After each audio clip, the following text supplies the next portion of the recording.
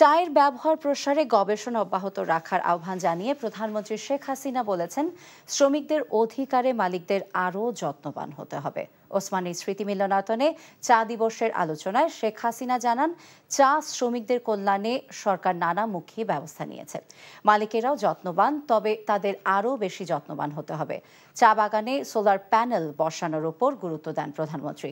চা শুধু পানীয় নয়, উল্লেখ করে প্রধানমন্ত্রী বলেন, চা মানুষের বিনোদনেরও মাধ্যম। তাছাড়া চা রপ্তানি করে বৈদেশিক মুদ্রা আরও বাড়ানোর ওপর জোর দেন প্রধানমন্ত্রী।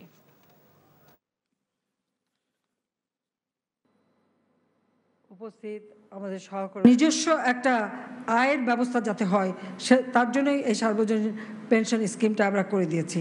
যাক, আমি আর সময় না নিয়ে এটুকু বলবো যে চা শিল্পে বাংলাদেশের অগ্রযাত্রায় বাংলাদেশ চা বোর্ড এবং এর অংশীজন হিসেবে চা বাগানের মালিক, ক্ষুদ্রায়তন চা বাগান মালিক, শ্রমিক, চা উৎপাদনকারী, চা প্যাকেজিং, বিপণন কোম্পানি, চা শিল্প সংশ্লিষ্ট বিভিন্ন প্রতিষ্ঠান তাদের নিজ নিজ কর্মকাণ্ডের মাধ্যমে জাতীয় অর্থনীতিতে গুরুত্বপূর্ণ অবদান রেখে যাচ্ছেন। আমি চাই আমাদের চা শ্রমিকদের জন্য সে আবাসন সুবিধা থেকে শুরু করে সব ধরনের সুযোগ যাতে তারা পায় সেই ব্যবস্থাটা আপনারা করবেন।